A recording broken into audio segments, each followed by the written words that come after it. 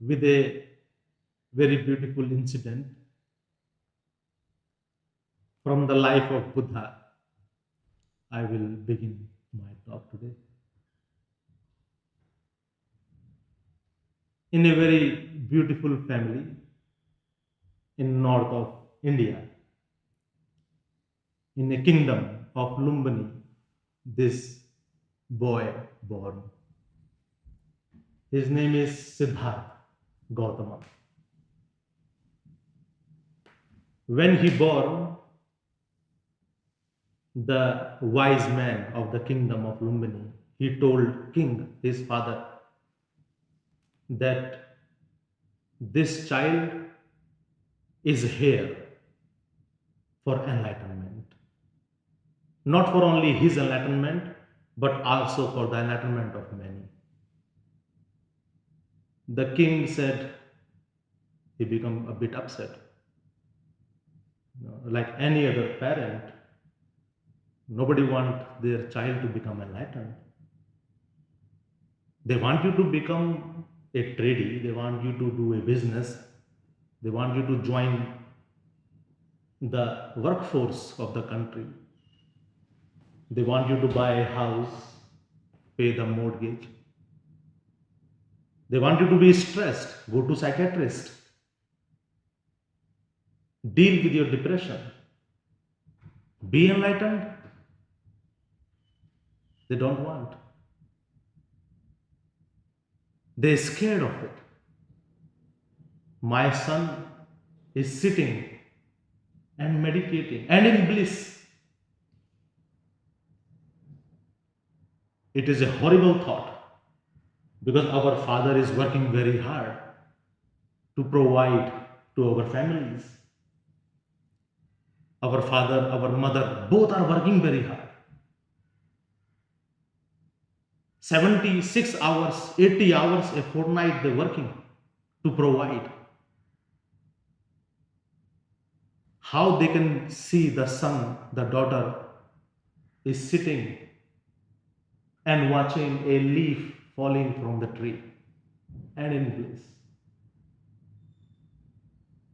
It is a very, very dangerous concept. So Buddha's father become very, very unhappy by this good news that his son going to be enlightened. He said, I don't want enlightened son. I want a prince who will run the kingdom after me. He asked the wise men, anything can be done to stop his enlightenment? The wise man said, yes. Don't let any sorrow enter in his life. The day he will become sorrowful, he will leave the palace. So king said, it's very easy. To distract a person is very easy. Today you will get offer of a very beautiful job with a handsome salary, less hour of working. You will happily join it.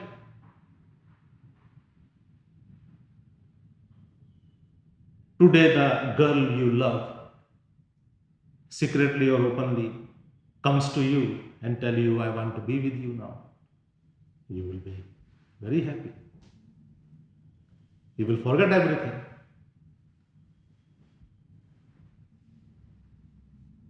A boy you like, secretly or openly, comes to you and say, I want to spend my whole life with you. You will become very happy. You will forget about everything else. You will become distracted. So king told the wise man that it is not very difficult to fool a man. Fooling a man is the most easiest thing in the world. Every 4 years, our government fools us. Every 4 years, the member of parliament, the prime ministers, they come to you and they give you a lollipop of promise that we will going to do this, we will going to do that, and you believe. You vote. They give you the promise every 4 a.m. And we say, oh yes, I will this time vote liberals. Or if liberal will not fulfill their promise, then next time you will say, oh, I will vote for labours. These two choice you got, and you will, like a monkey jumping from one branch to another. You only have these two choice. The king says it's very easy. To fool a man is not a very big thing, small thing. Our mother father is fooling us. You are playing beautifully, you are chasing butterflies. You are happy with your castles you make on the beach. Mother father say that, oh, you have to get good grades in the school. You have to be career ready. You have to be job ready. You have to learn competition. When you are a child, you play, you fight, but you love.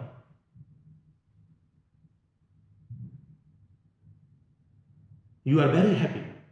You create castles very beautifully. You put your whole creativity in creating the castles on the beach. And you fight with other kids to save that castle. You are very much involved with that castle.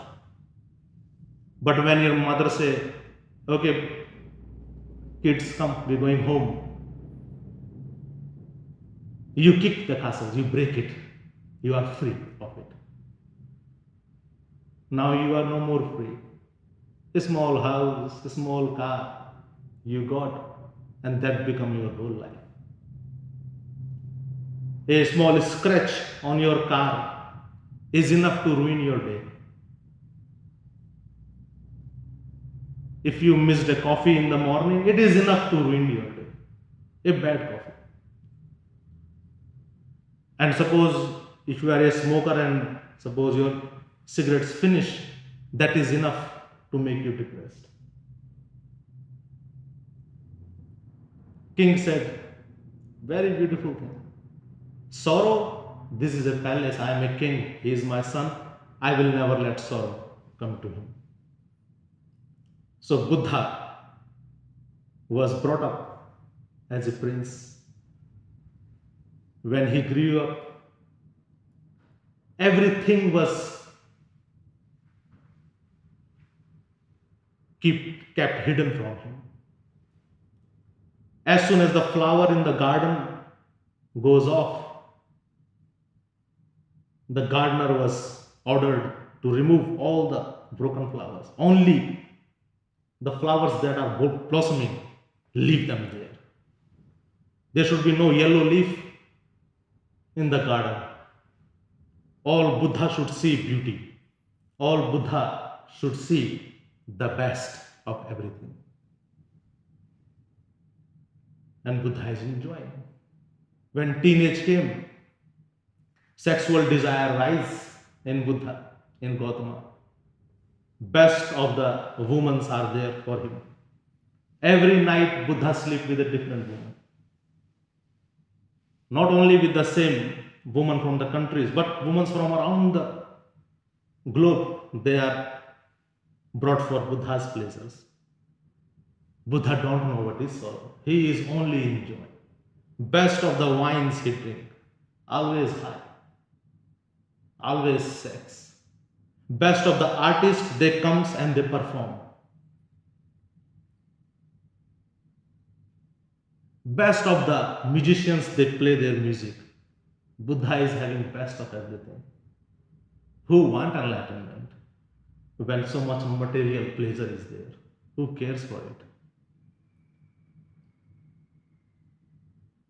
And Buddha is enjoying. One day this happened. A beautiful dancer. She is dancing, performing. Suddenly Buddha is sitting and asks stop.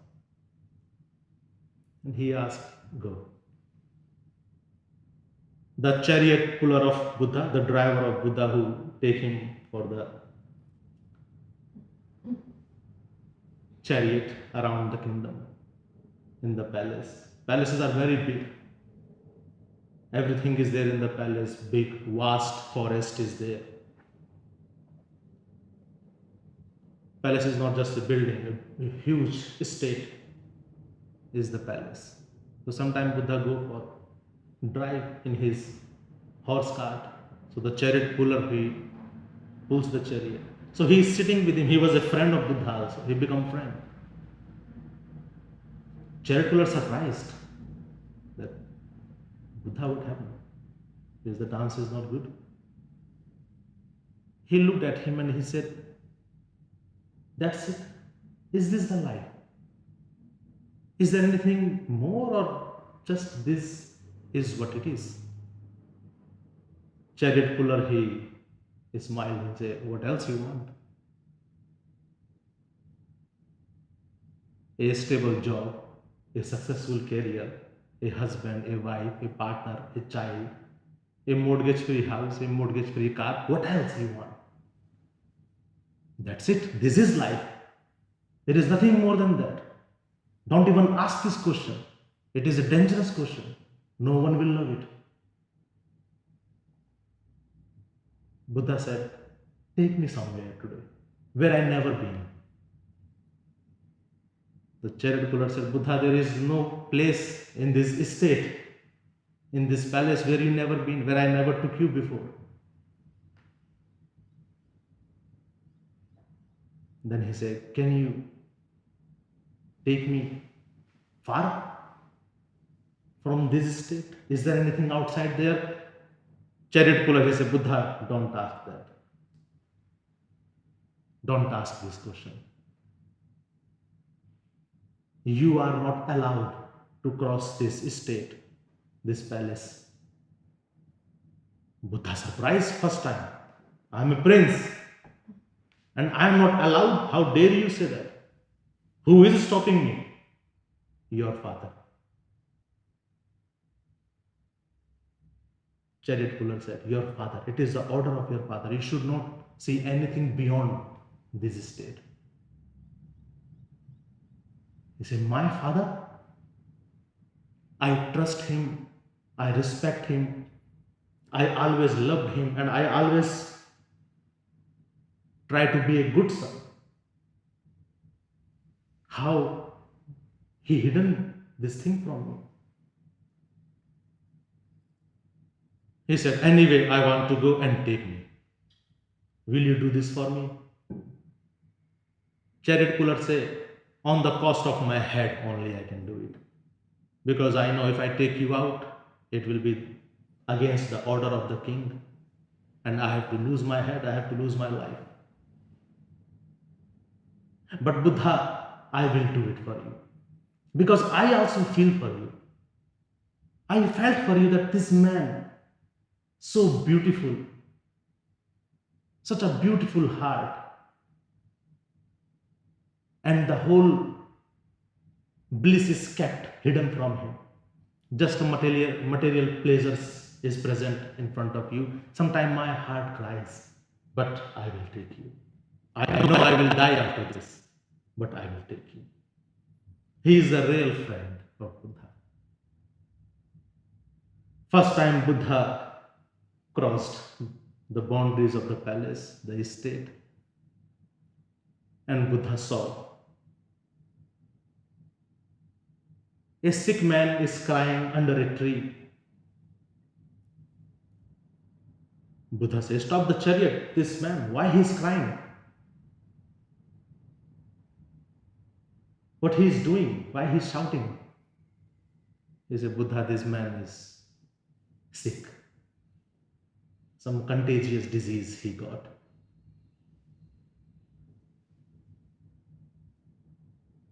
Buddha asked, "Where is his family?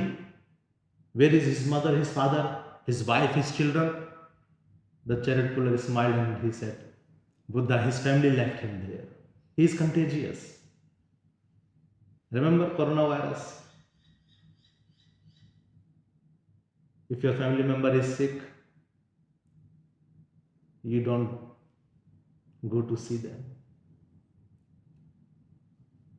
If anybody in your family is sick, you are not risk your life.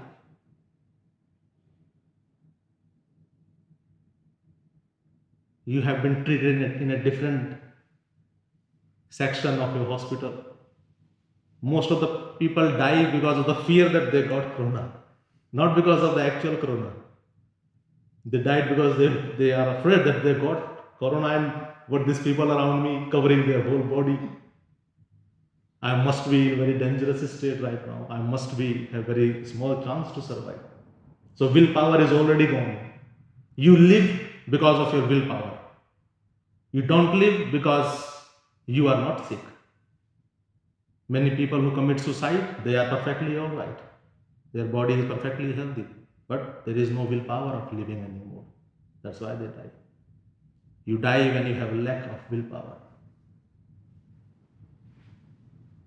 You say their family throw him out there. And Buddha don't go. You also don't go. He said, keep moving, continue. The chariot continue. Then Buddha saw a old man, very old, walking with a stick. Very difficult for him to even walk properly. Buddha said, what is this? He said, Buddha, this is a old man. For a old man, even sitting and standing is like climbing Mount Everest. Whole body aches. Without a stick, they fall. Buddha said, will I become old one day too? He said, Buddha, yes, everybody. Buddha said, can I also get disease one day? He said, yes, everybody, anybody could get disease. Any day you will find out you have cancer. Any day you can find out you have a critical terminal illness. Buddha said, continue. The chariot pulled. They saw a death procession. Somebody are carrying a dead body. He said, what they doing? And why they carry this man on their shoulders? He said, Buddha, this man is dead. Buddha said, dead? What do you mean? Buddha is no more now. Buddha said, but his house, he paid the mortgage, now the house is mortgage free. Why he is dying? He should live in the mortgage free house. Why he is dying? Whole his life he died. When he is alive, he lived like a dead. And now he is dead, can't he live again? But what happened to his mortgage free house, his mortgage free car, his successful business he built? He said, Buddha, no matter what you have, what you don't have, when you die, you die. You have to die. Buddha said, one more thing and final thing I will ask you. Will I also die one day? He said, yes. Buddha said, that's it. If one day I will die, then today I will die. It is same thing.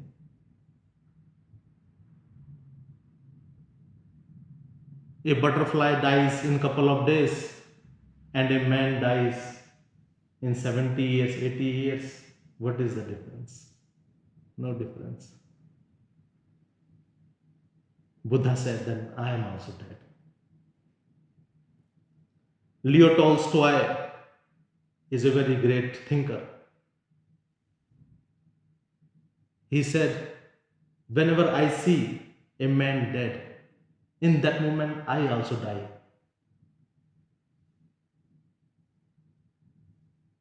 We think that the man who died is poor. Oh, poor man, he died. Poor, he. But we forget that he is poor or you are poor. You are also dying. Every moment, look at your life. You are dying. So many desires, so many lusts, so many expectations you are fulfilling. Every day you have to fulfill expectation of your mother. Every day you have to fulfill the expectation of your father. When you call them, when you talk to them, they look at you and they ask you what you are doing with your life. And every day you are preparing the answer of that question. Every day, when you neglect yourself, when you burnt out, when you overwork, when you can't sit peacefully, when you are stressed, actually you are writing an answer to give to your parents. That see, that much depressed I am successful. And father said, oh no, you have to be a little more depressed. This much depressed is not enough. Buy a house, get the burden of the mortgage of the house also. Then you will be successful. More you will be burdened, more you will be successful. If today you sold your car, you sold your house, tell your mother, father, I sold everything and I'm just living in a small cabin and I'm in bliss. They will cry. They will think, oh, they lost their son, they lost their daughter. Although you are blissful, although you are happy, they don't have to do with that. They want to see what they are trained to see. They train to see that a house, a car, a successful career is the happiness. If you can tick that box, then you are successful. If you can't tick the boxes, marriage, children, house, car, career, if you can't tick those boxes, you are failure. Then you have to prove every day to them that no, I'm not failure. Give me some worth. I don't have any self-worth. Give me some worth. We ask people to give us self-worth. We have no self-worth of our own. We do things, we go to Nepal, we climb Mount Everest, or if not Mount Everest, at least the base of the Everest, the base camp, and we come back, we tell people, look, we climb Mount Everest. We did this, we did that. Now give me worth. You're looking for the worth, which you don't have. Even ounce of the worth is not left. A man who have worth, self-worth, he remains in bliss. You have to drink alcohol so that you can feel light in your mind. Because your mind is very, very active. Your mind is continuously telling you, what are you doing? Do something, be productive. So you take drugs. Slowly, slowly your mind become numb. Then only you can open the door of your bliss. Drugs is not helping you to get the bliss. Bliss is your nature. Only your mind have to calm down. Only your mind need to be rest. When your mind is rest, your inner bliss reflect in the mind.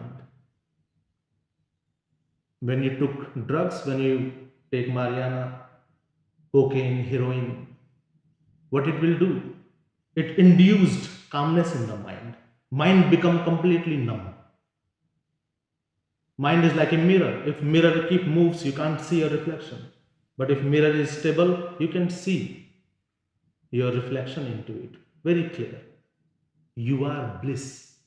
When that bliss reflects in your mind, great peace, great bliss you experience. When somebody comes out of the drugs effect, when he comes out of the high, you ask the person how long you remain in the high. He can't tell you the duration. Time finished there. Where are you when you are high? You don't even know the space. Space also dissolve. Time and space both dissolve. Who remain? You are blissful. And who know that bliss is there? You know, because you are that.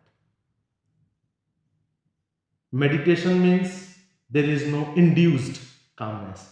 Mind is getting in its restful state.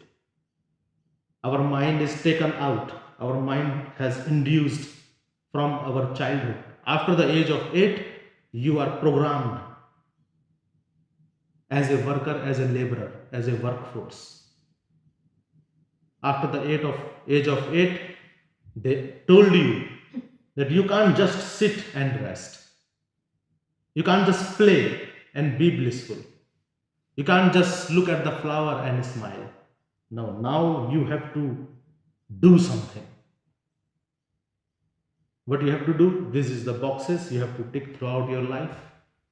And in the end, like most of, maybe you have visited, if you anybody from your family is in the aged care, go see their life, depressed life. In the aged care, I was reading an article. The woman in the aged care, she said that I know I am here to die. I am just counting my days. And she also said a very touching line. She said that we are waiting for death here, and the sooner we die will be the best. Because this is not a life. You eat every day, you drink every day, you sleep, you wake up, people are there to give you personal care. But that's not what we are here for. There is no bliss left.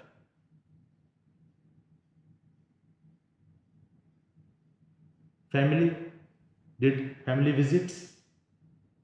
Once in a blue moon.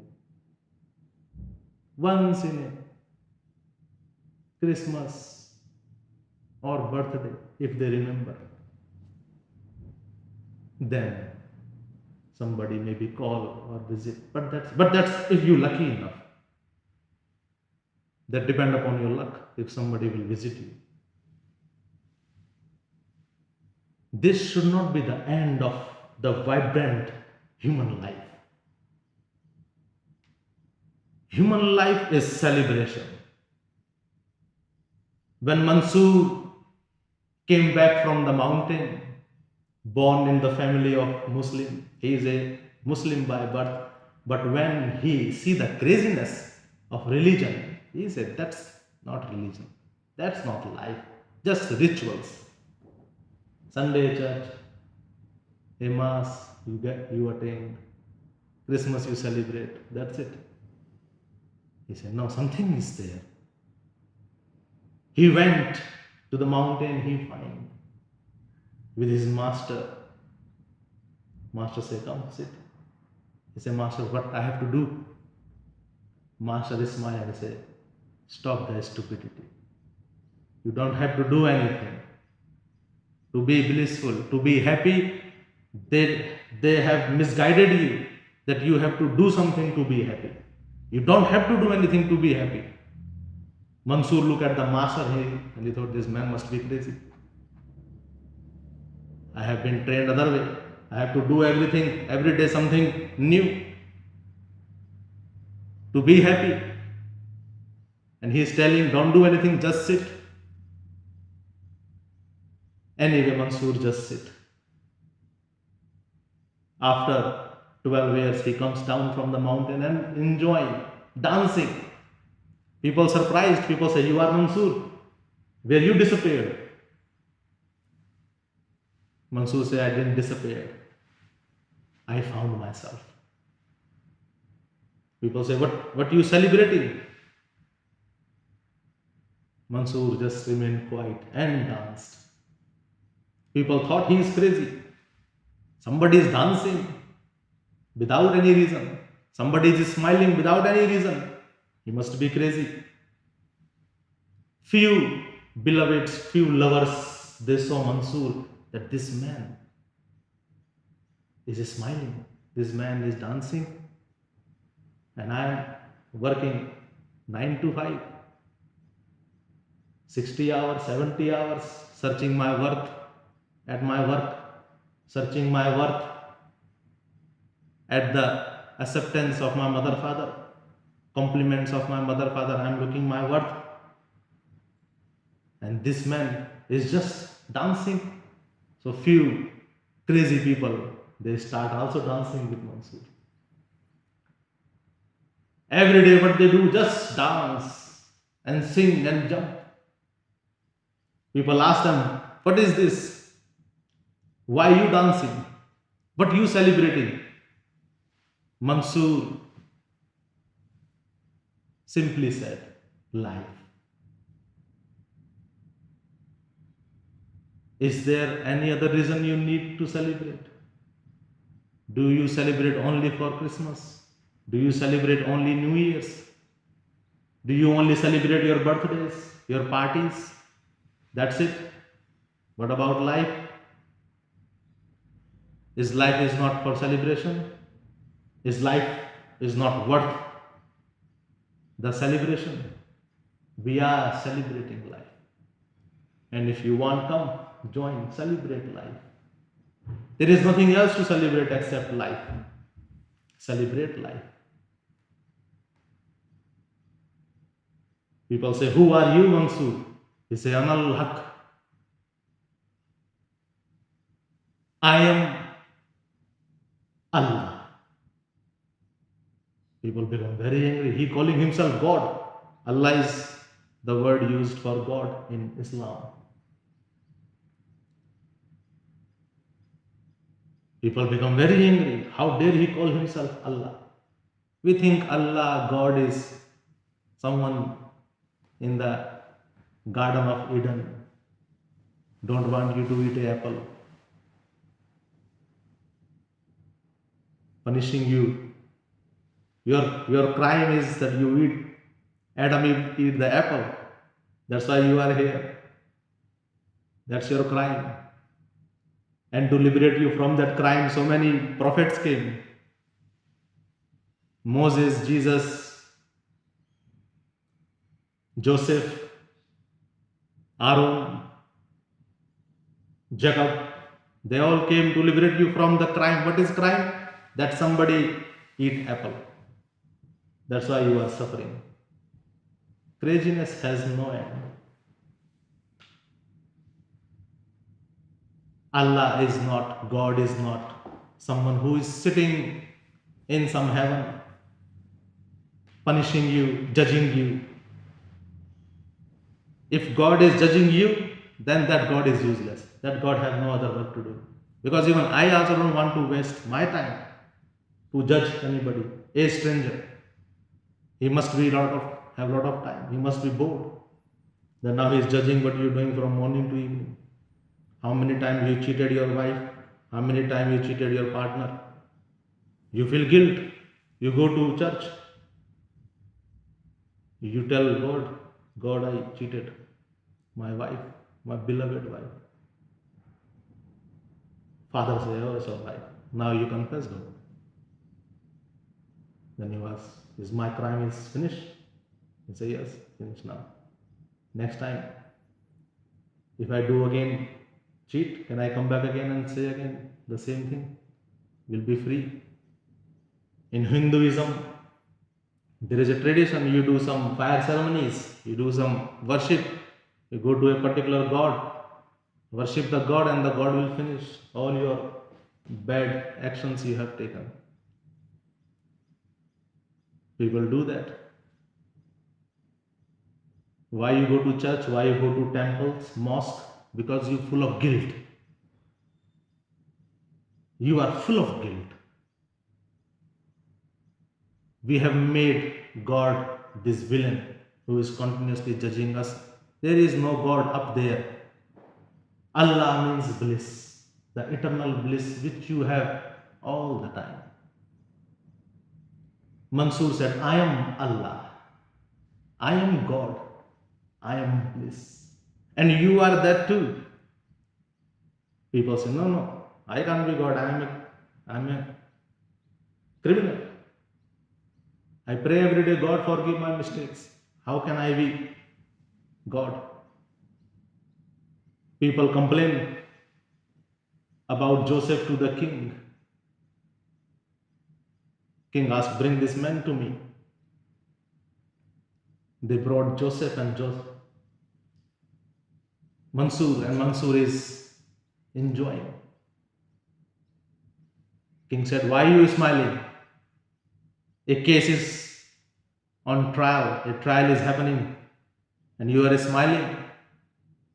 Mansoor said, King, you do your trial, I will celebrate my life. King became very angry. King said, really? Will you celebrate your life? I will make your life miserable. Crucified him. Mansur is dancing.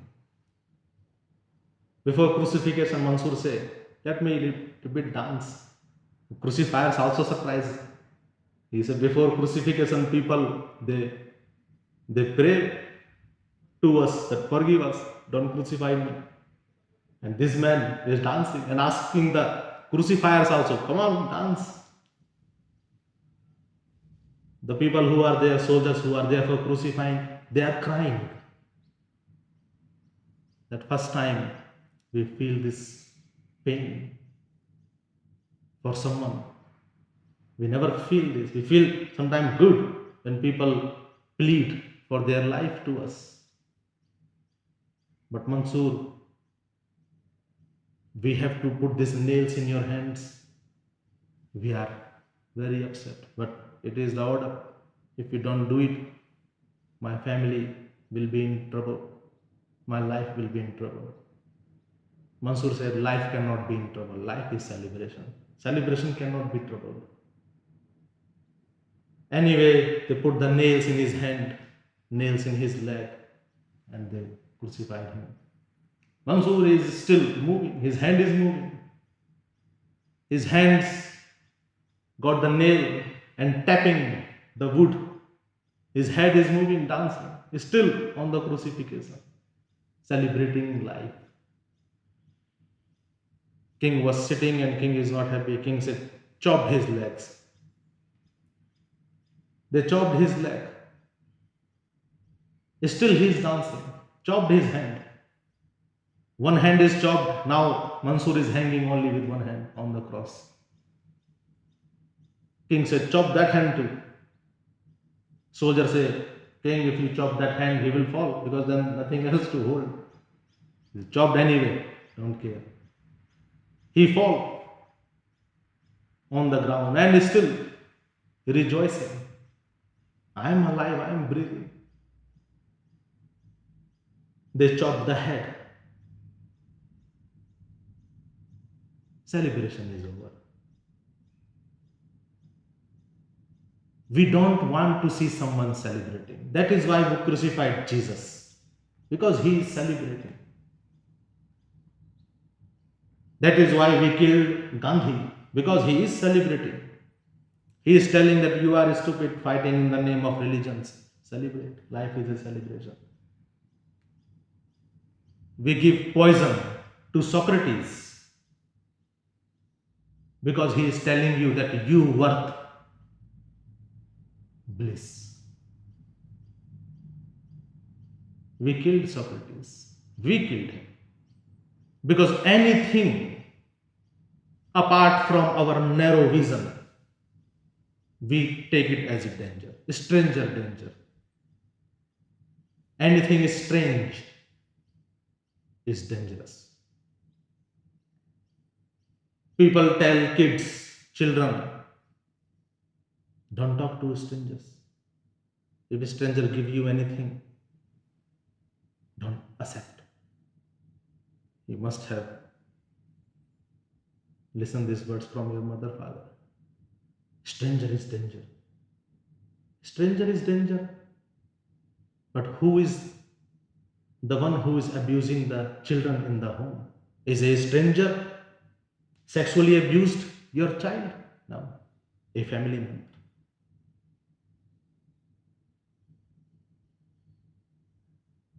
Maximum of the abuse a child go through is from a family member.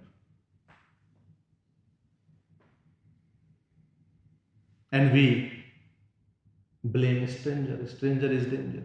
A stranger is not danger. Most beautiful people in your life you meet are strangers. And most ugliest people in your life you have is familiar people. We blame stranger because you don't know anything about them.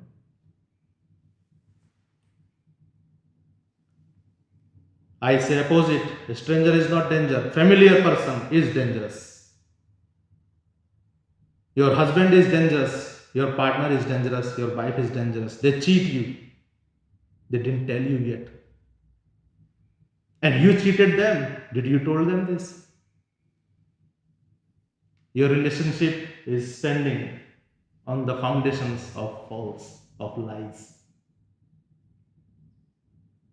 But we forget what we did. We carry the guilt. That's it. That is why we overdo. When we do over, we are hiding something. We killed Mansoor because Mansoor is telling us that you are stupids. You working the whole last year very hard to save up the money so that you can go to Bali and enjoy maybe couple of weeks of holidays.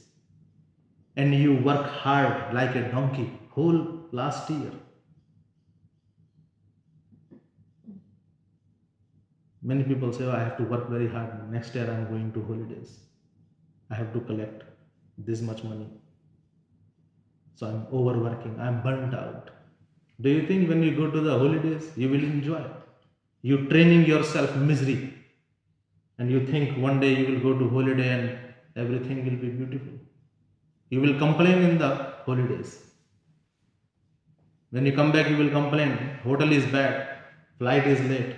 Flight got cancelled. You complain. That is your holiday. Towels are not enough. Room service is bad. Coffee is not good.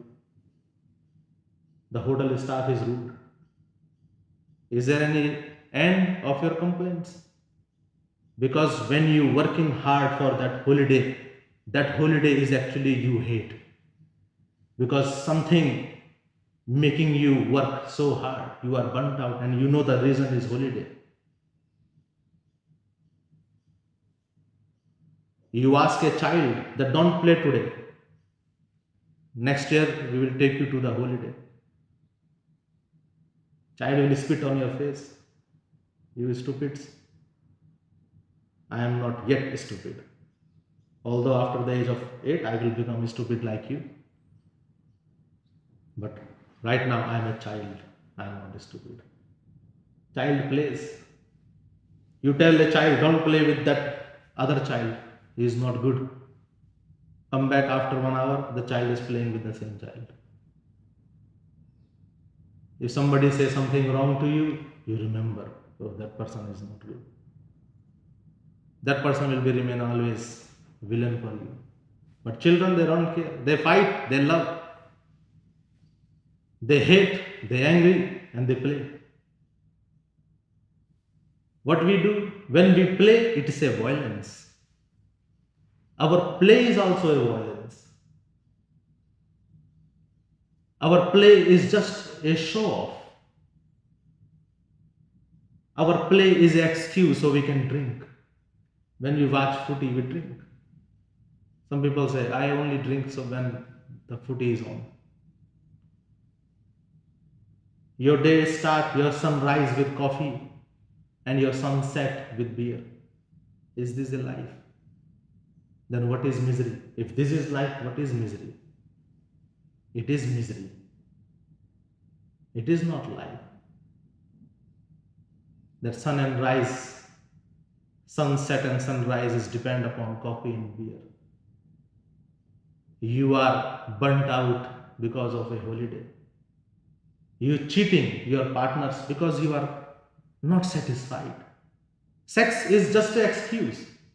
It is not that you just cheat your partner because you are sexually not satisfied. You cheat your partner because you hate your partner. After you separate, then you will openly hate. But I see when you are in relationship, you hate each other. You claim each other. You obsess about each other. Your partner feel like a prisoner. Although it is a prison of gold. But prison is prison. You are captivated. So we actually hate someone of making us a prisoner. And you can't even say because you choose this prison. So you can't even say anything. That is why you go out and you cheat. A revenge it is. Sex is not the reason. Sex is can be a way to express it. We have no idea what is sex. We think just kissing, a foreplay, is sex. Sex is beyond. Sex means where there is no jealousy, when only you remain, only bliss remain. Your sex has become very broken.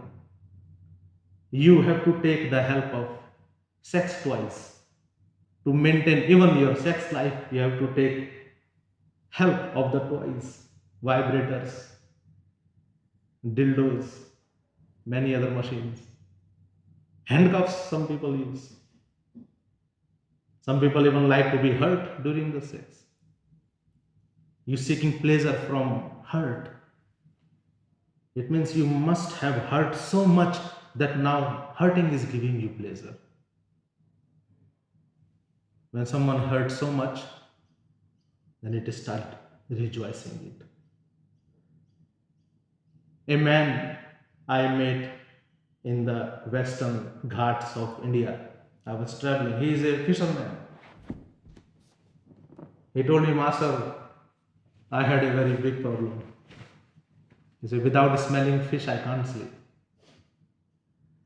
I said, what happened? Did you ever try it? He said, yes. Whenever I go some other place where there is no fish around, I can't rest. I can't feel at home.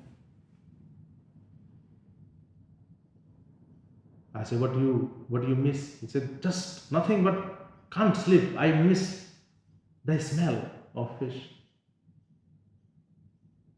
So he said, sometime when I go travel to have I tried it. When I buy some fish, keep them near my side, then my sleep is good. Then I feel like home. So sometimes your misery is actually become your home. You feel comfortable in misery. That is why in many time people they like to be hurt during the sex because you correlate your happiness with that hurt. Our sex has become very broken. We are not even having sex properly. So much guilt is there. And trauma, because sex came in our life in the form of trauma. First sexual experience is traumatic or against your wish or by someone you never thought it would be. So it gives you a great shame, great guilt, and you can't talk about it. You can't tell, you know, your family member or your friend that last night my sex is very bad. Last night my sex is very good. You can't share it. You have to keep it. Whether it is good or bad, you have to keep it to yourself. Shame is there. So something which you do with the same with the sense of shame, something which you do with the sense of guilt, how that thing will give you bliss. Just imagine, common sense. Something about which you are ashamed, something about which you have the pain memories. How that thing will give you bliss. First of all, getting rid of the sense of guilt, getting rid of the sense of shame. Then talk about sex. Otherwise, you will keep looking. You will never enjoy.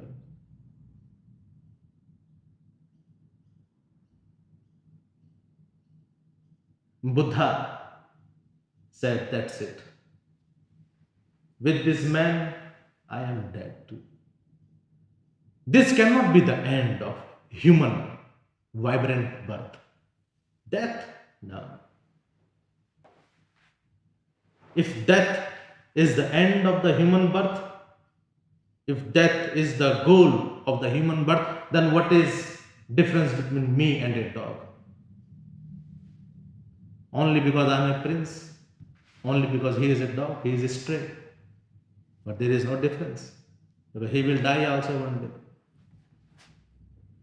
And I also die one day. What is difference? Something is there which I can think, dog cannot think. A cow, buffalo, a goat, a monkey cannot think. Something which I can think. So it cannot be the end. Then what else? The chariot puller told Buddha, Buddha, what else? Buddha said, I don't know. Answer right now, I don't know. But I know one thing for sure. This way of life I am living is not going to continue. Because it's craziness. It is not, it cannot be the aim of human birth. It cannot be. And if it is the end of the human birth, then this life is waste. But something is there, and I will find out. Right now, I don't know. Buddha came back in the night. He told his wife, I am leaving. The wife said, where are you leaving? Look at the face of the child. How can you leave the child? Buddha said, I am leaving to find. When I will find, I will come back. And I will share it with you. Share it with my child also. If I will live like this with you, it will be miserable life. I will be miserable. And if I am miserable, how can you will be happy? If your partner is miserable, you will be miserable. Suppose if your partner is sad today, how can you will be happy? And your partner is continuously sad. So you are continuously sad too. Buddha said, today I don't know. But when I will find, I will come back. I will share it with you. Not with you, with everyone. I will share. His wife said, but where are you going? He said, I don't know. But I know that I should not stay here. Where I am going, I don't know. That is unknown. That is strange. But this familiar is killing me.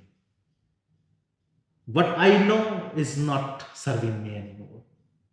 So I am leaving. Where you will go, I don't know. But certainly I know I should not stay here. Where I will go, that I will decide. My steps will decide. Buddha walked. The chariot puller was executed. King execute chariot puller that because of you my son left. How dare you disobeying my order?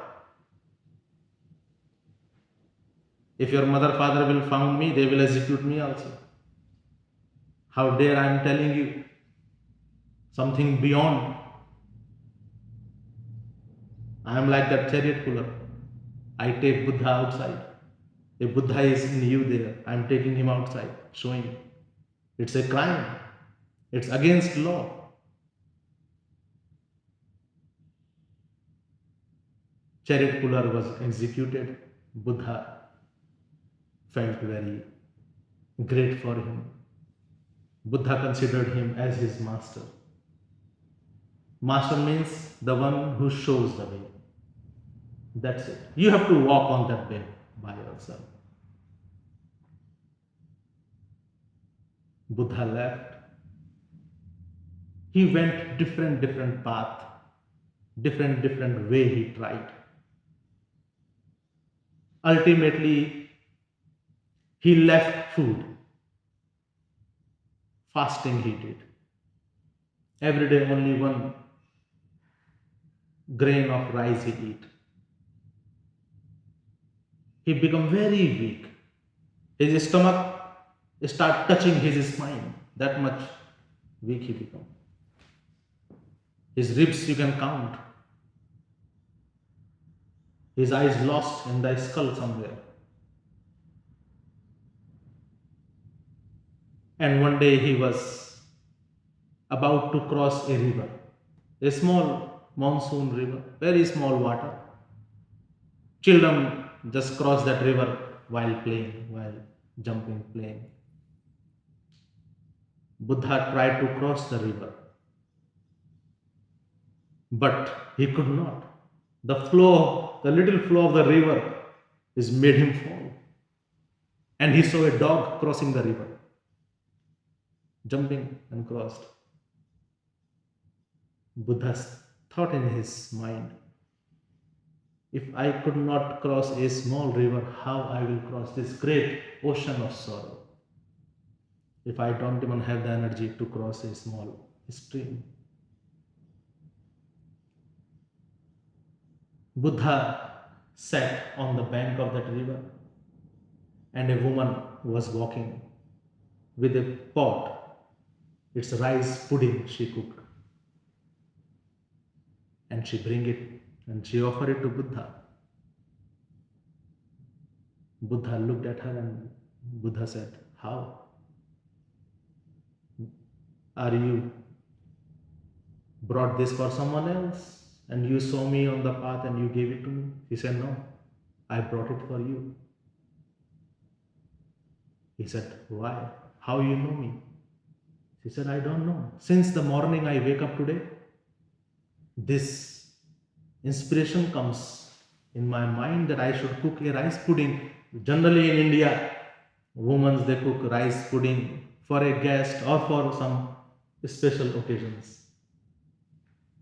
So I just put, and I don't even know why I'm doing it. There is no guest coming, there is nothing special today. But I cooked and I bring it here. Buddha said, okay, give me. She said, I don't know why I bring it, but something is there. And when I saw you, I was walking with this pudding, rice pudding, and when I saw you there sitting, I just gave it to you.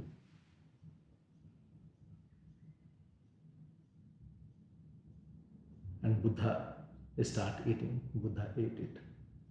She said, Master, one thing remember, when you find, you will share with me. I shared this rice pudding with you, but you share when you find. Buddha promised her that I will come to you. You will be the first when I will find. From that day, Buddha started looking after his body, giving enough nourishment. 6 years later, Buddha tried and tried to become enlightened. Failed. After 6 years, he was sitting under a tree and a master is sitting next to him. He said, Buddha, have you done enough? Buddha said, I'm tired now. But still my mind is telling me, yes, keep doing. The master told, leave your pseudo efforts. Enlightenment is not something outside that which you can find through the pseudo paths of spirituality. In Byron Bay, if you go, you will find a lot of pseudo spiritual people. Around you also, you must have met very pseudo spiritual people. They change their names, they change their clothes. They did a teacher training, meditation teacher training, yoga teacher training. They come back as enlightened, fake enlightened. Miserable life they live.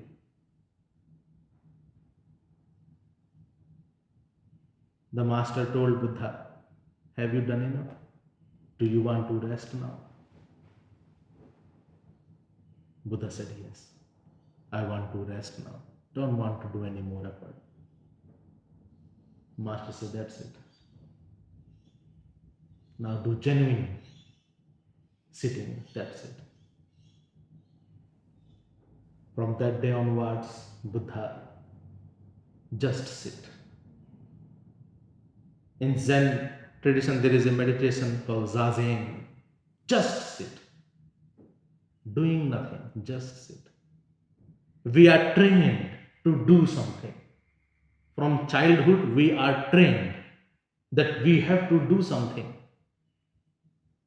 When a beautiful sunrise in the morning, we become anxiety comes over our mind. Oh, we have to do something productive today. Such a beautiful day, can't waste. Waste. What you will do more beautiful than a flower? What you can create more beautiful than a rainbow?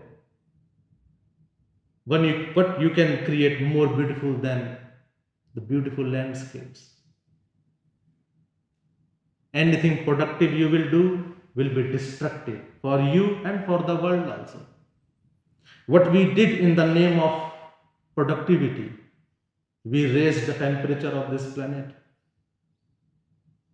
Go to the recycling center of Lisbon, you will see what we did there. Our all progress, our all technology, our all development, go to recycling center. You have to cover your nose. That is our achievement. Landfills. No respect for the earth. Although we don't litter here and there, but go to the landfills. Every day, tons and tons of your garbage is going in the earth. Every day, the space is getting polluted. So much garbage is there in the space. Anything around earth we are destroying. Our greed, our way of living is very, very dangerous for this planet. What we are doing, senseless, we don't think. Keep bringing children. If children is not coming, we're going to doctor. That do something. I want kids. It's my right. I'm privileged. How I not having kid? Doctor say very expensive. Go to bank, take loan, come back then. Then you're going to bank. Bank is saying, okay, we'll give you a loan. First of all, show the pay slips. Then you're going to work, collecting pay slip, showing to bank. Then bank giving you loan so that you can get married. So that you can have the expensive treatments for the children. Bringing more and more children to the world. Is there a lack of children in the world? So many children are waiting for the parents. So many foster kids are there. No, we want our own. That monkey way of living, like survival mode we are living. We have to bring our own child. There are so many children. If you go to the slums in India, children everywhere. You go to Rio de Janeiro, children everywhere. We will not look, we don't want to bring them. We don't want to look after those kids who are already there. The money you spend in the expensive treatments for the children to get children, half of that money will be enough for a child in slum to live a good life, to have a healthy water, to have healthy food, nutritious diet. We are selfish. Although we care about everything, but we are very selfish. That selfishness we have learned because we see our father is selfish. You see your father buying the cheap milk. How you will buy the organic milk? Your father buy $2 milk, $1 milk. No matter the animal is suffering, you don't care. If a milk is $5, $6, it gives you heart attack. How can I buy this milk? And then you go outside and buy a big can of beer, paying $30, $50 to your alcohols. Can't buy $5 milk, which is organic, where animal is happy. You want everything cheap. Why? Because you are cheap. You have no self-worth. You don't care yourself. We buy cheap things from the Woolies and Coles. That's why the local businesses weaken. There is hardly any local business around now. Hardly any general store in anywhere. Everything you buy, go to Woolies. What they did, this big capitalist flag barriers, they came to the town, they came to the city, and they ruined the small businesses by selling their product cheap and give you varieties. You want to eat mango in the winter, they bring you mango in the winter. The local farmer cannot bring mangoes in the winter because he give you seasonal fruits. Mangoes are for the summers. What do you want in the winter? You want more watermelon in the middle of the winters. A local farmer will not buy watermelon in the winters. He will give you watermelon, but seasonal in the summers. So we go to Woolies. A local tool shop we don't want. We want Bunnings. So we're going to these flag barriers of capitalism. We empowered them so that they can destroy everything local, everything based upon community. And then we complain after that our standard of living is going very high. Because we don't think. That is why now every village, every town is having Woolworths and Coles. Local shops gone. I have seen so many shops, local shops are closing, on the brink of closing. I talk to the owners, they say that hardly we have to struggle so hard to even meet a very minimum profit. So they sold their business. We are opportunistics. See, go to Lismo, not very far you have to go. Go to Lismo. Those opportunistic, financially rich people are buying the houses, cheap houses, are doing small work in the house and putting the houses in the property market, in the rental market. Because they know you have no self-worth. You will come and you will not come, you will come in line, in queue to get that disgusting house for rent. And you will pay any rent they will ask you. They know. That's why they're doing it. We don't think. Master told Buddha, Buddha, are you done enough? When you follow, you don't think. When you think, then you cannot follow. Then you become a rebel. Then you become dangerous. You follow your mother, father because you don't think. They stop you to think. They lock the door, the window of your thoughts. That is why you follow. You don't even question anything.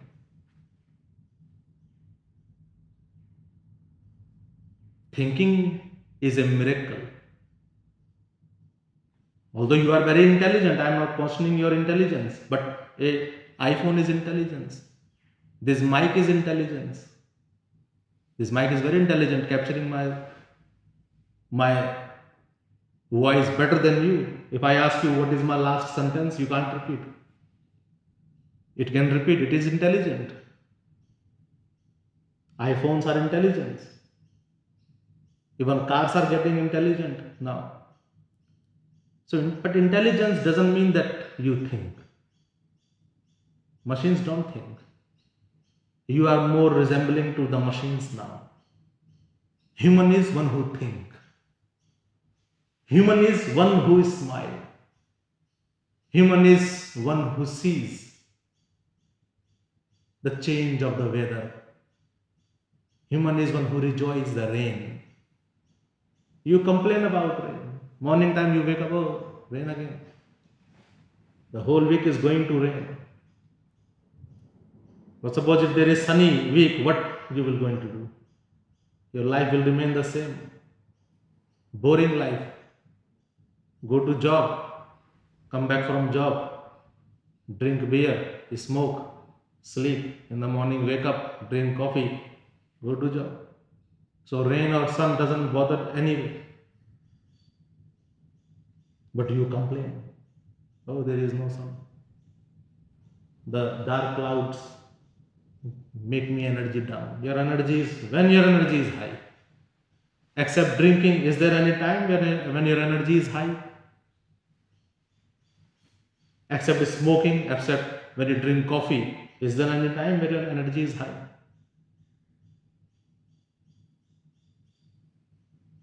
In sex also, when you are with your partner, you think about someone else.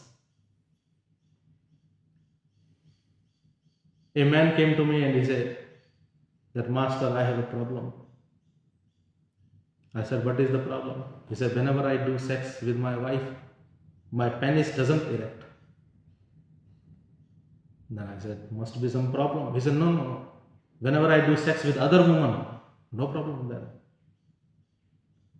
Why? With wife, there is no erection.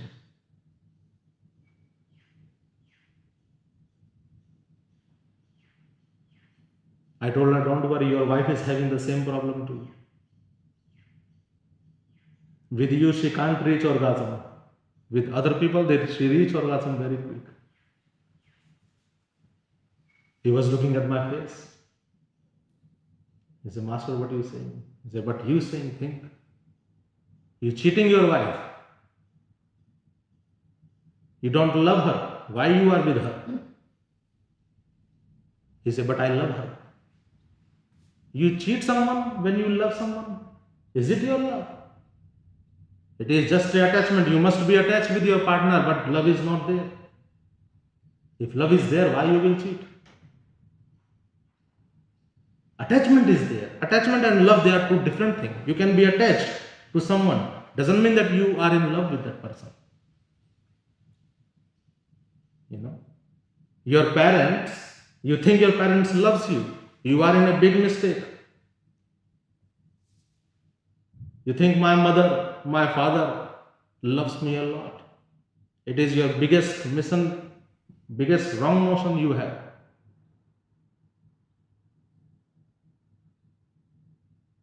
Remember when you were in the womb, they did a test whether the fetus have Down syndrome or not. So you have to thank that that test comes negative. You are, congratulations that you don't have Down syndrome. Otherwise, you will be flushed out. You must be swimming in a toilet of the hospital's building. All your love of your mother will be just one flush away.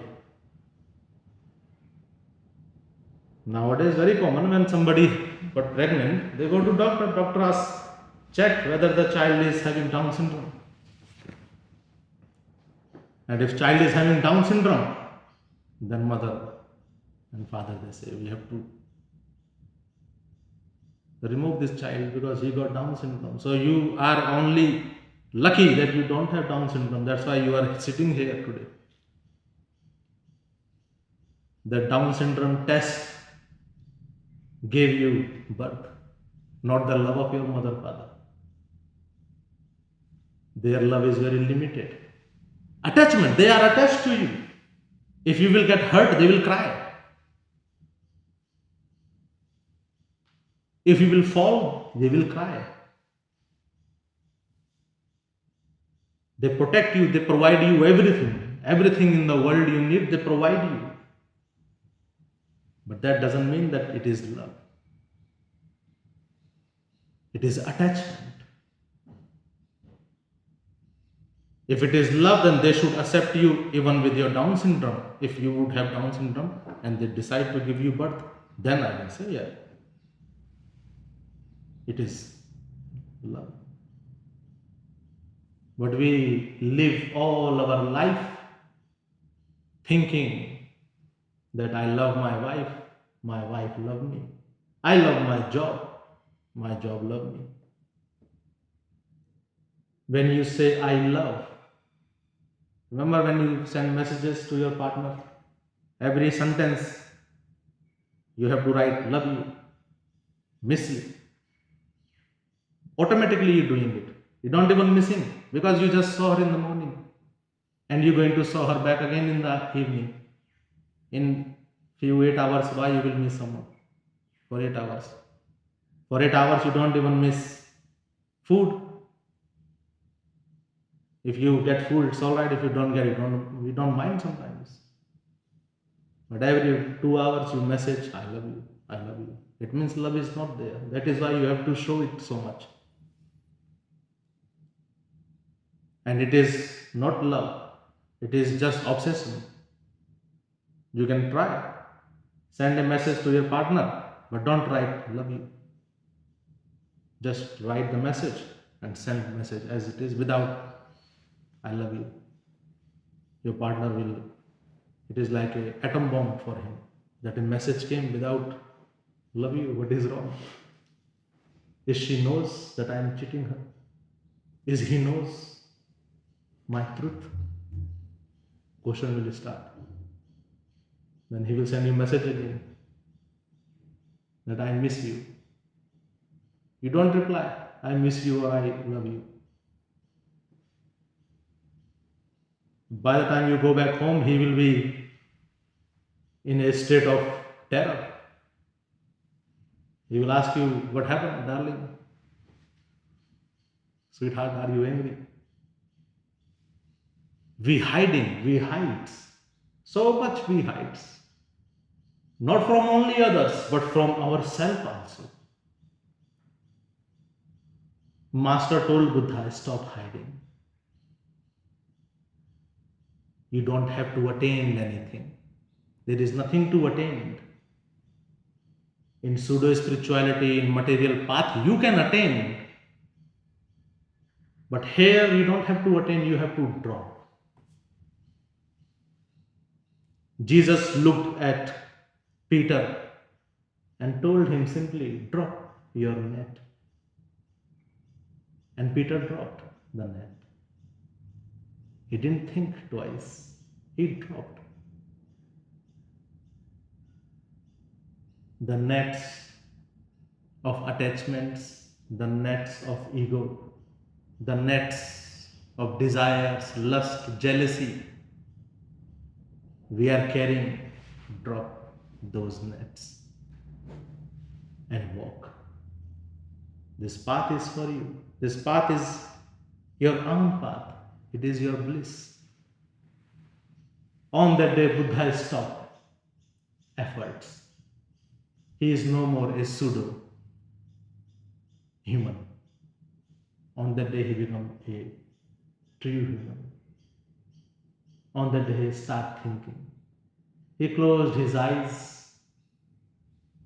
When he opened his eyes, he attained his enlightenment.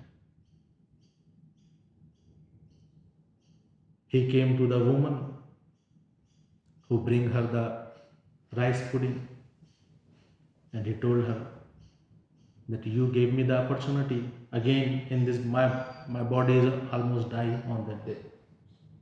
You brought me that rice pudding. You gave me a chance again. You come to me now. That woman became Buddha's first disciple. After that, Buddha enlightened few other people. When I talk Buddha, when I'm talking about Buddha, I'm not talking about Buddhism. Buddhism is a disease. Like Christianity, like Hinduism, Buddhism is a disease.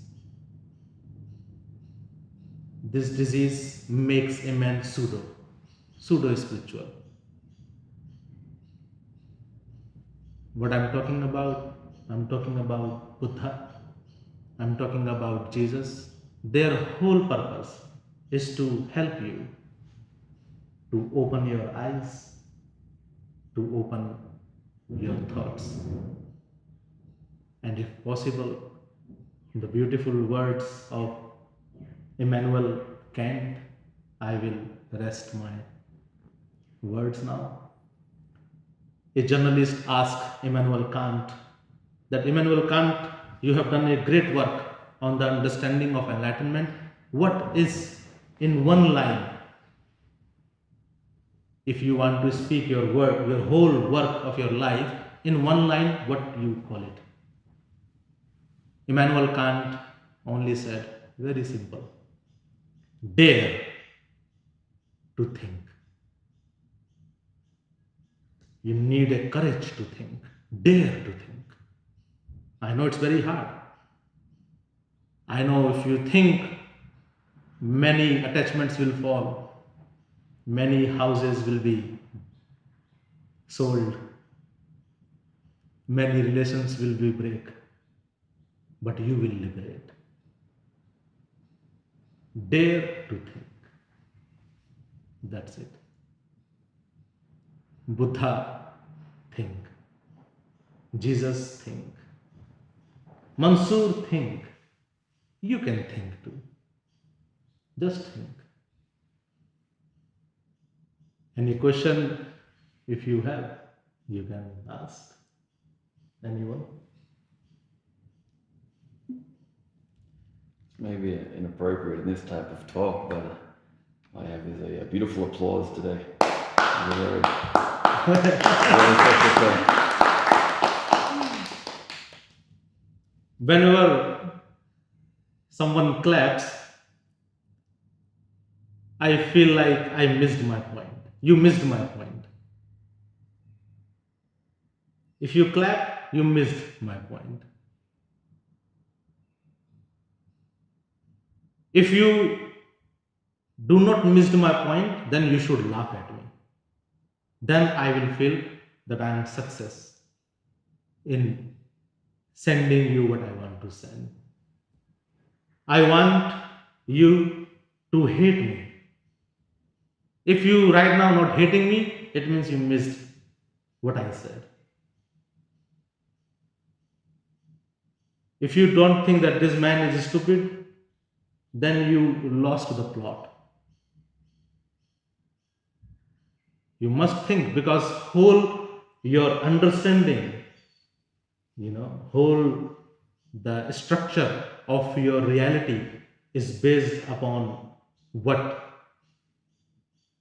is based upon total opposite of what I am saying.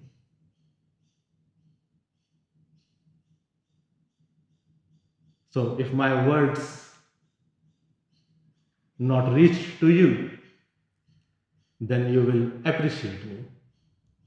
If my words will reach to you, you will definitely laugh at me. When Buddha walks from the village, people throw stones at Buddha. People don't want Buddha to enter in the village and corrupt the machines. We are living in a nice dream. This material dream, this pseudo spiritual dream is so nice. Why someone comes and wake up? I am enjoying in my misery. Why are you coming and wake me up? People throw stones at Buddha. His head, most of the time, his head is covered with bandage. People throw a stone at him that this man is crazy.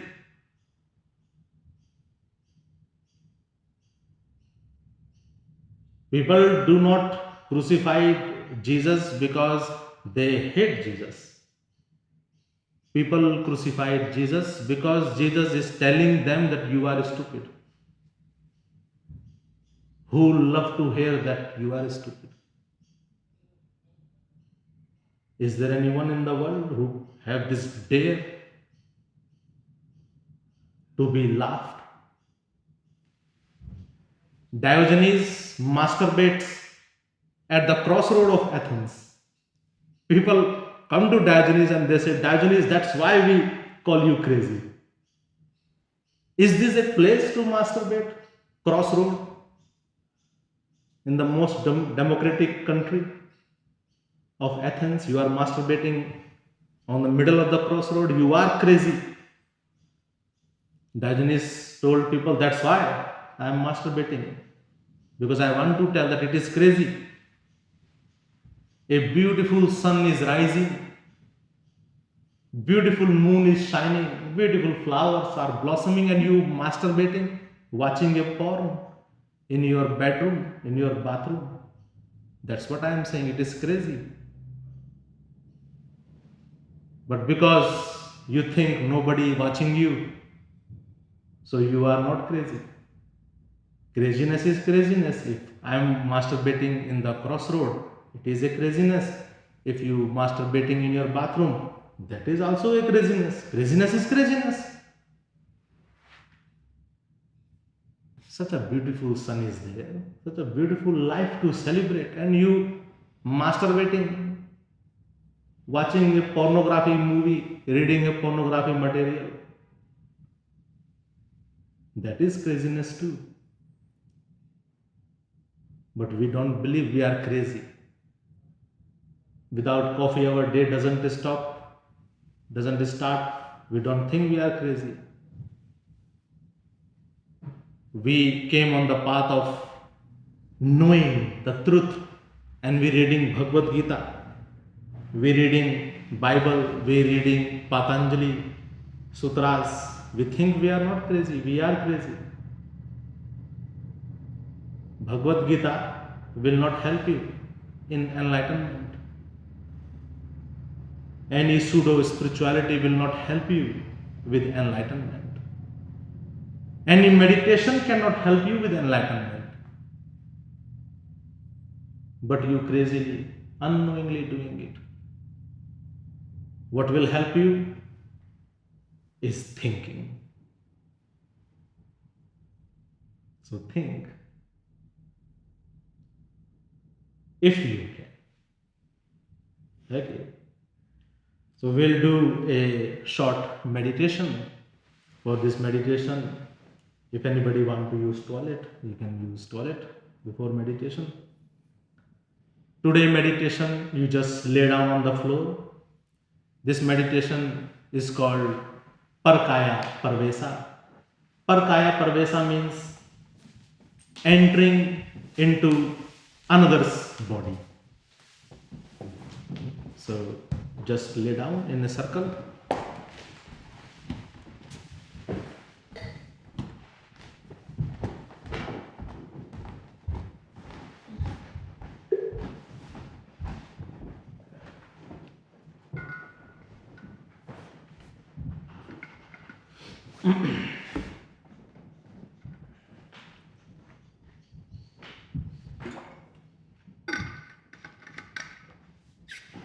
Completely relax your whole body, your legs, your hands.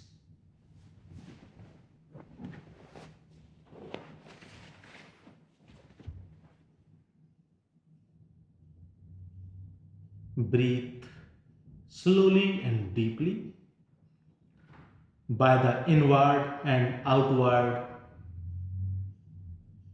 movements of the abdomen.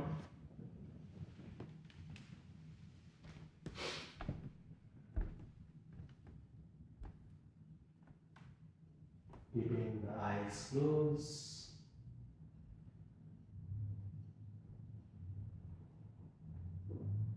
Relaxing every muscle.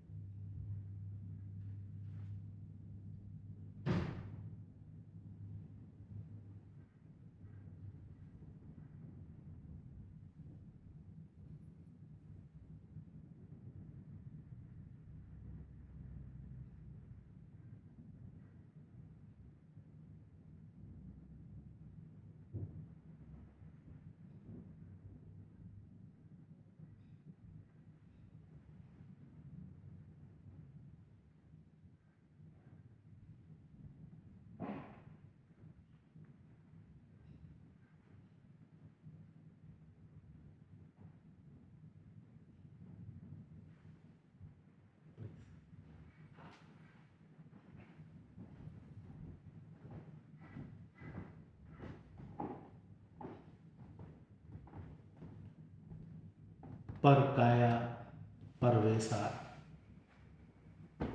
entering into others' body, leaving your body. Keep sitting, keep sitting. Very gently and slowly, please sit. Please sit gently and slowly.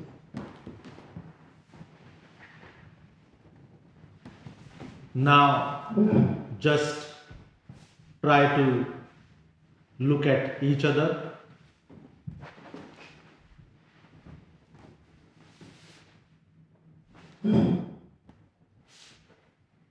Okay, look at each other, everyone. Look at each other. Try to remember the faces.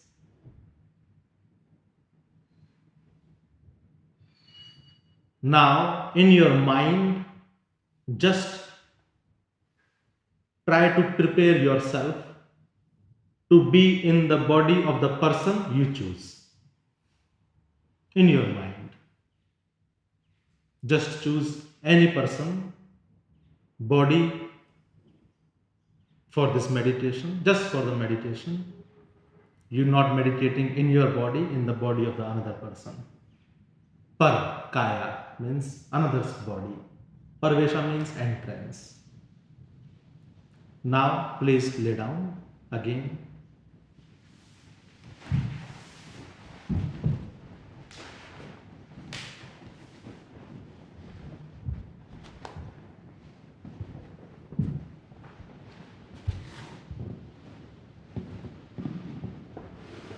Now, the person you have decided to enter in the body,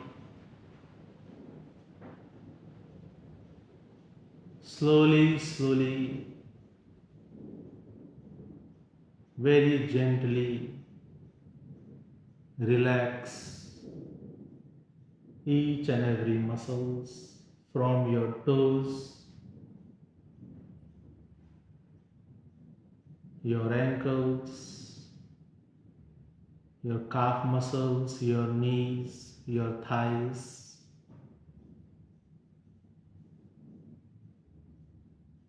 Whole body is relaxed.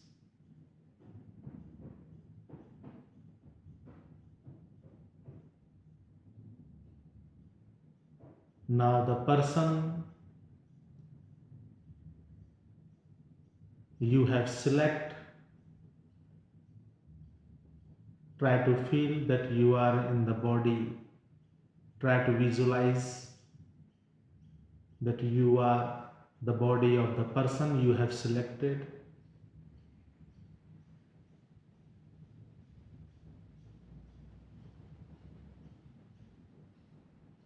You are free from your body and you are right now in the body of the chosen person.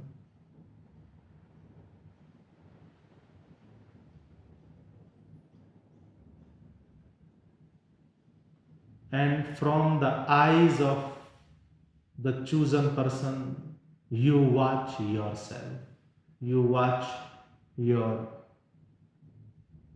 real body from the eyes of that person.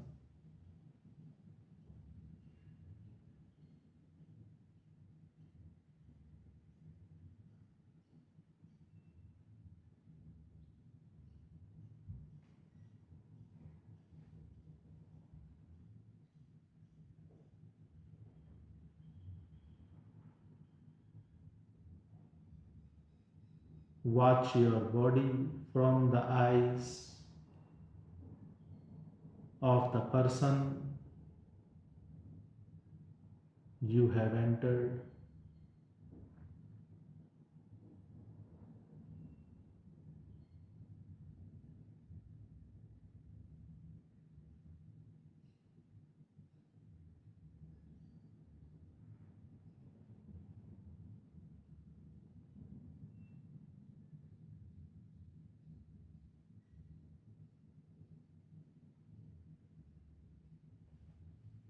Try to see, try to judge your body through the eyes of the other person. Anything which you appreciate or anything which you don't appreciate about in your actual body, try to watch it through the eyes of that person.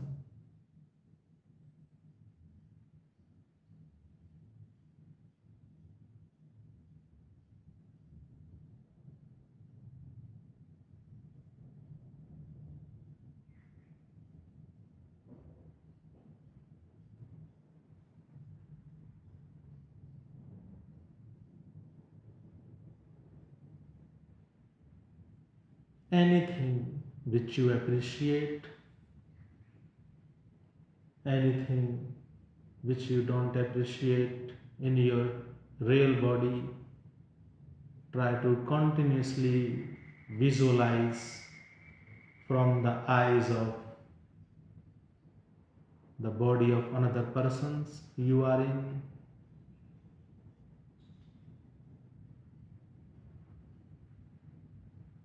For 5 minutes, keep continuing.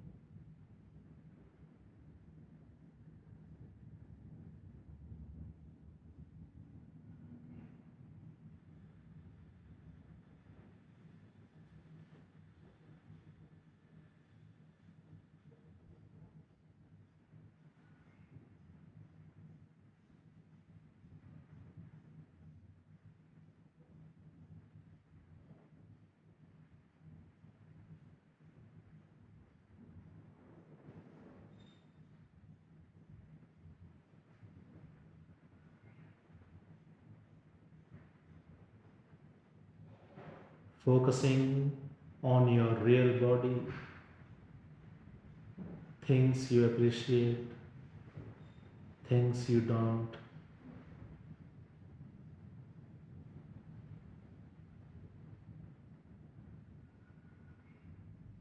things you want to change or things you want to keep. Any change you want in your true body, try to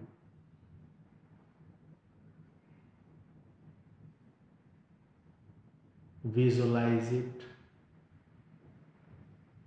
through the eyes of another body.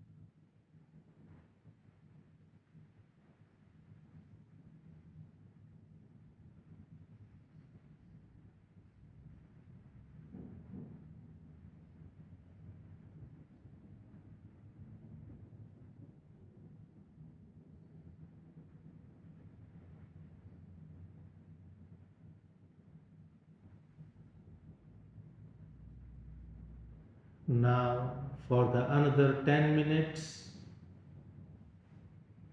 rise above the appreciation,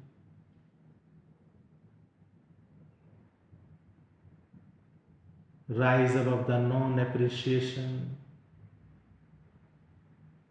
and through the eyes of the another person's body, try to accept your body as it is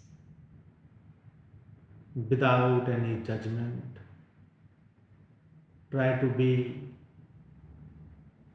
with ease of your current state of your real body.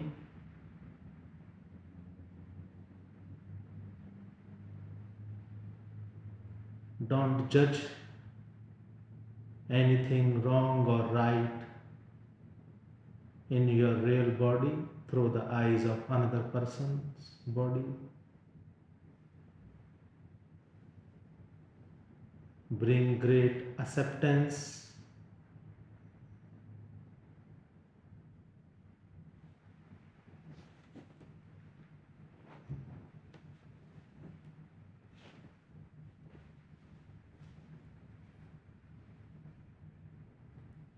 Fully accept yourself as you are.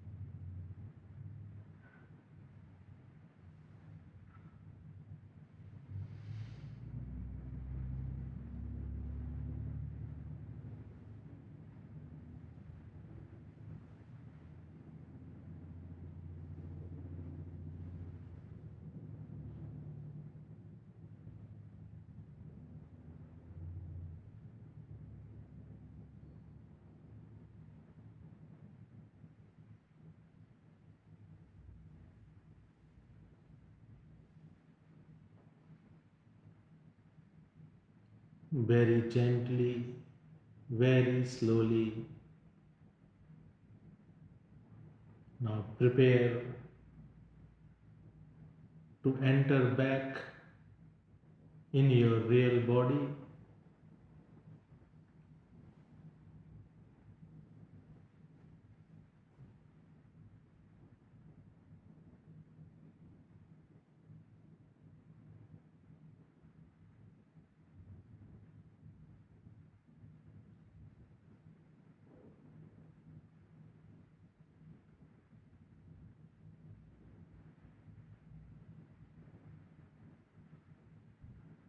Now you are no more in the body of another person. You are back in your own body with the full acceptance.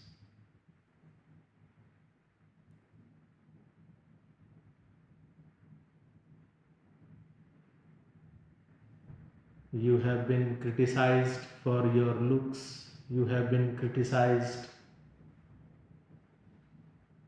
for being yourself. This is the moment when you accept yourself completely as you are, without any change, without any judgment. You are in peace with your current state of body.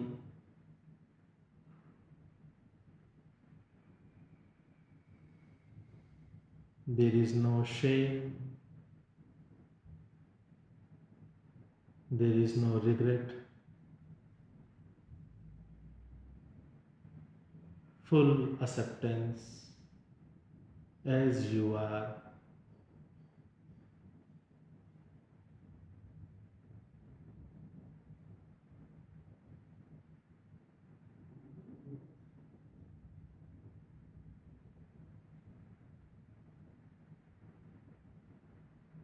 Stay in the another 5 minutes with the full acceptance.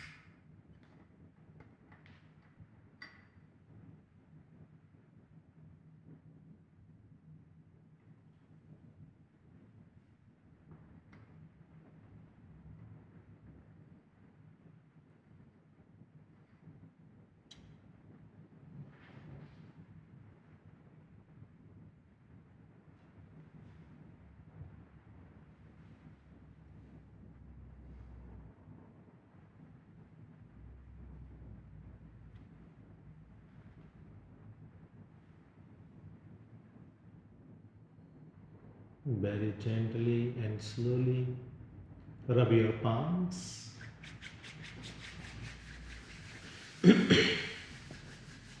Put the palms on your eyes. Slowly, slowly open your eyes. Release the hands. Please turn to your left side and please sit.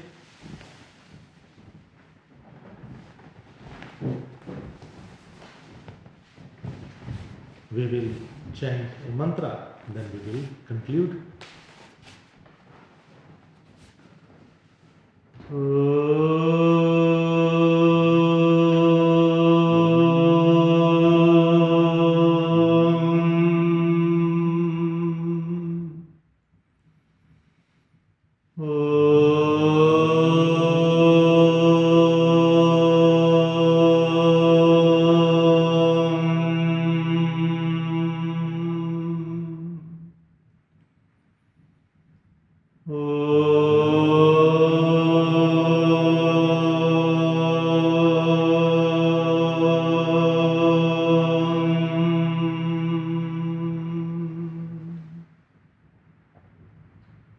Om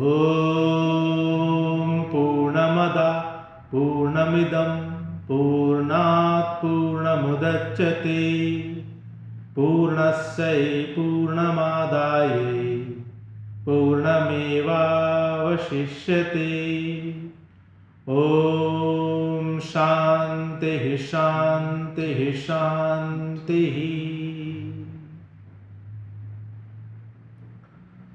Rub the palms, put the palms on your eyes. Slowly, slowly open the eyes, release the hands, look at the ground. Then slowly, slowly look in front. Namaste.